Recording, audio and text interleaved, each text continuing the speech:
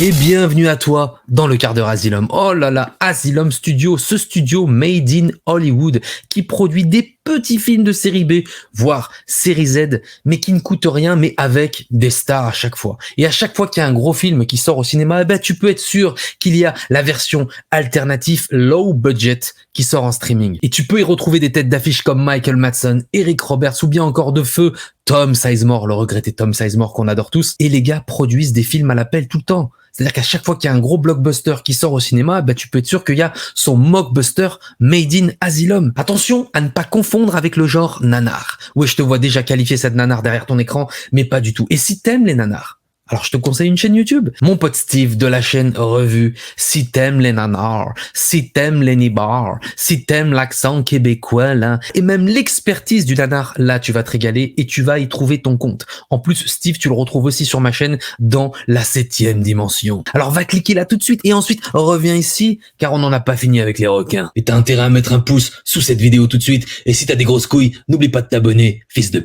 Et donc mon pote de chez Asylum a encore frappé et là il s'est attaqué au Mockbuster de The Meg 2 en eau très trouble. Hein. Ça on peut dire que c'est un nanar qui est sorti au cinéma. Mais si vous voulez du requin, si vous voulez que ça saigne, si vous voulez voir des vrais mégalodons, il faut regarder Megalodon, The Frenzy, la frénésie. Et on vous racontera les secrets de tournage. Hein. Ces films qui sont tournés parfois en 4-6 jours maximum, qui coûtent moins d'1 million de dollars et qui sont rentables en moins de 3 mois. Voilà, c'est une industrie florissante qui cartonne.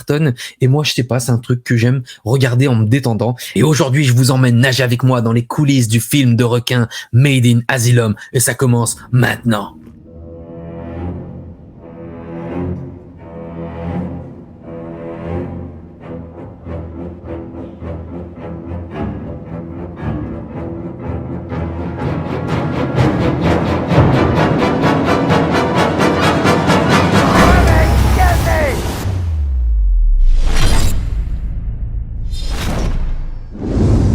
And I'm so happy to have you on again. And but I love it. You know what? I'm pissed off because this movie, this fucking awesome movie, is not available yet in France.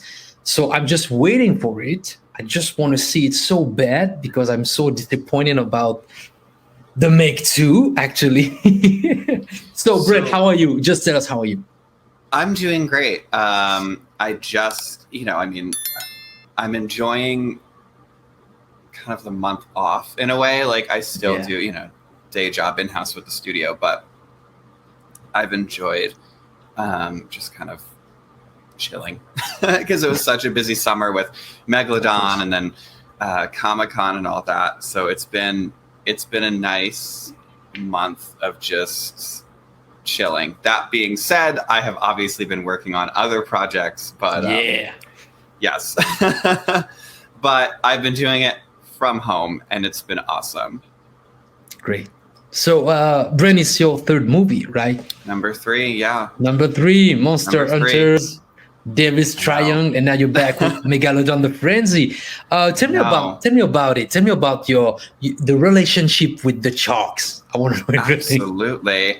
So obviously, like most people, Jaws was the gateway movie years and years ago, and ever since then, I mean, my personal favorite subgenre is shark movies. Always has been. Fun fact, doing Devil's Triangle, in the original script, there were no sharks. And I was like, oh, no. We're going to change that. So I kind of pushed my love of shark movies into Devil's Triangle. And then when, in-house, when they were like, oh, we're going to do another Megalodon movie, I was like, I want to do it. I want to do that one because I do think it's a challenge because, like, A, you have no money, you have no time. But B, you also have to make it good. And I think that the other 2 Megalodon movies that were done, the first one was awesome. It's a great movie. But there's like no shark attacks. And the second one we're going to skip over. But with this one, I was like, okay, how can I deliver a movie that I would want to watch, like when I was a fan years ago. So, went through the script and just made sure. I mean, the one thing I really pushed, and sometimes it worked and sometimes it didn't. But I was like, every single time you see the shark, it has to be eating someone. It has to be it has to be doing something. So I made sure the body count is skyrocketing in this one. I made sure it was as bloody as I could get before I started getting pushed back. So, and there is a fun scene in this one. It was cut out. I know it sucks. There's a director cut, right? I want to see that one.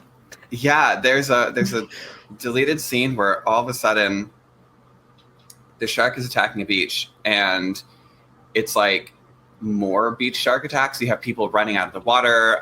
There was someone we had this whole like prosthetic on their leg where it's like a shark tooth coming out and blood like going everywhere. I love practical. All of that got cut. Yeah. But I know, and it sucked. But there is a world where maybe one day I could do a director's cut, or at some point, I do have the scene, so I wouldn't be surprised if it made it onto my Instagram at some point. But yeah, you can do it. Yeah, you could do that. So in Eric Roberts, the awesome Eric Roberts is back, and I know you always have fun, on set with your crew, because it's like Asylum, it's like family. Yeah, you have to have a party every day. So tell me about your favorite sharks killing scene on screen. In this movie, or in general? In yours. Okay. In your movie. In this one, it would be. Let me think for a minute.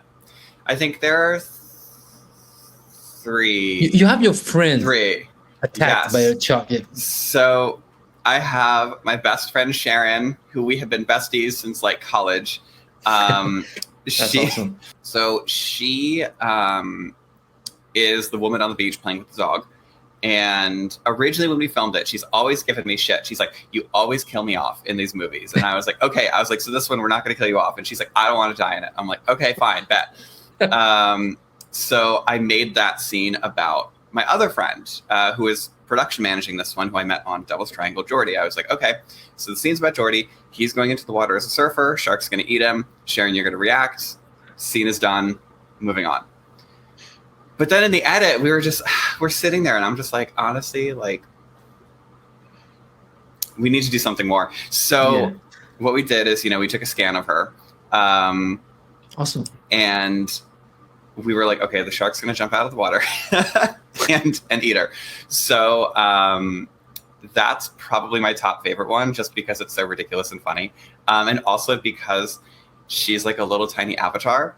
And that was never like, I just think that's hilarious. And we always work out together. And when I told her, I was like, yeah, we're doing this. And she's like, oh my God. Like, she's like, I hate it. She's like, I wanted to act in that. And I was like, girl, you told me you did not want to get killed. So I am having the computer do it for you.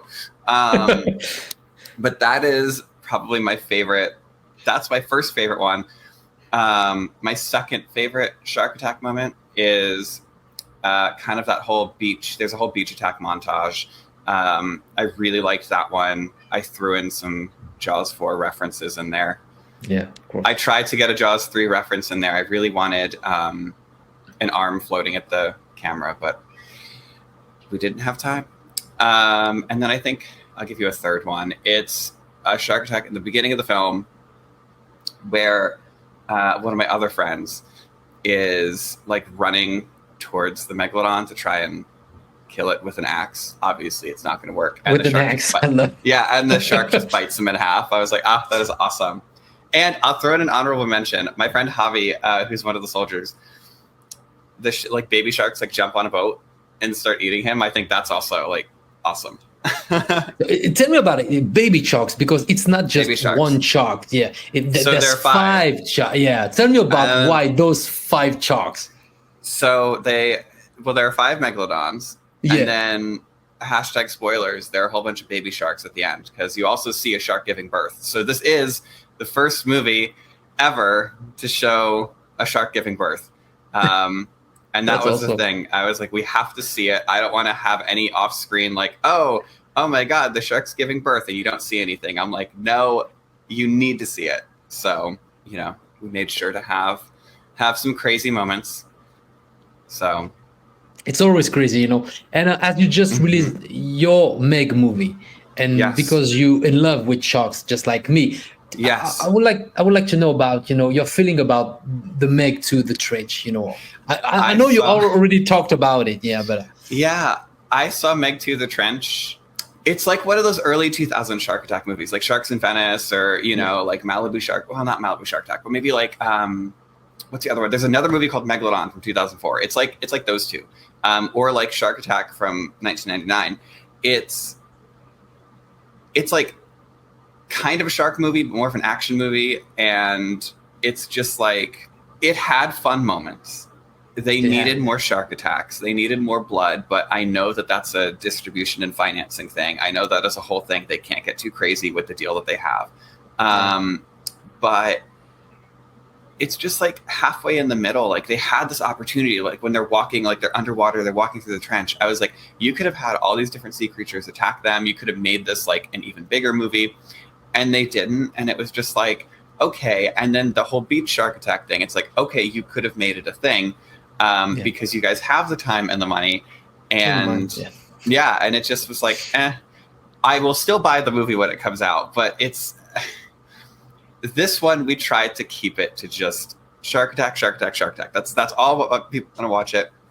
They don't care that mom and dad are getting divorced. They don't care that these two characters like have emotional trauma. They don't give a shit. They just want to see people getting killed by sharks and people fighting back. So that's. With Asylum movies, and only when doing Asylum films, I'm like, all right, what does this boil down to, and what does the audience want to see? And let's just make sure we have that, and then we'll build on that. Yeah, totally. You know what? You talked about time for a big, movie and budget and everything. And, French audience doesn't know the industry of low budget movies, when Asylum is like the biggest in the world. And can you tell us more about, the process, the prep, days of shooting, because they don't know shit about it, Well, all right. So to help start out, $1 million or like maybe $1 to $5 million movie, which would be considered very low budget, would be maybe like 30 days shooting, 40 days, maybe 20 days of shooting. We have not even that close of a budget. We film everything in 6 days. So 6 we days, man. 6 days. So we do it in a week. Which you can make a movie in a week, and you can make a movie in less, and you can make it look good depending on how you plan it. If you're doing a completely independent film, you can still do it. You can still make it look good. You can do it in 6 days, But again, this is a studio movie done in 6 days. It's a whole different process that you go through. We had a week and a half to prep this. We had a week to prep it, a week to shoot it, and then 2 weeks to edit it. And then I think visual effects and sound and music had like 2 weeks as well. So it's like, but bigger films take a lot longer, but it's, and page count, that's another thing. On a bigger show, you can have maybe like 5 page days, and those days people are like, oh my God, it's a massive day. We have 5 pages. So for Megalodon, I think our biggest day was like 37 pages, 38, all in one day. Where if you ever said that on a bigger, if you went on like a Marvel movie, challenging, I love it. Because it's not that, it's once you get the hang of it, because this is, again, not the only time I've done it. So it's like, you get a 30 page day and it's like, okay, fine. I'm going to do it. Yeah. Congratulations. It's crazy. Thank you. Crazy. And looking at the trailer looks awesome, looks fun, and I just can't wait to see it. What is next for you, Brand? Instead of having me in your next movie, what is next? We're going to do it. We're going to do it. It's going to happen. So looking off in the horizon in the Asylum world, there are 2 films that I have my eye on. One is similar to a movie that was supposed to be my first movie with Asylum. But because of COVID, everything got pushed and everything got jumbled. But when I tell you that is the one movie that got away, this one, if post-process or development wise, if it kind of hits the same buttons and has what I want, that will be the next one. Awesome. With Asylum. Outside of Asylum, I want to start doing more straight-up horror films, so I've been working on that. And I actually just finished writing a script for a film I've wanted to do for a very long time. So we'll see what happens first. Will it be the fully independent horror movie, or will it be another studio movie? Awesome. It's always an adventure. But there are no sharks. No sharks in it. Yeah. That's Who knows? awesome. I'll probably add them. Bren, I wish you the best, and thank you for your time. You're always welcome here, you. and can't wait to. We have plans together, and can't wait to see you, man. And take care of you, and you're awesome. And I will let you know as soon as I Yes. got my eyes on Megalodon, the frenzy. Yeah, man. Yes, please, and we can always do a follow-up because I want to hear your thoughts, even if you didn't like it. We'll do it, Bren. Yeah. Thank you, man. Thank you for having me on. Of course, always big time. Bye, Bren. Bye. Yeah.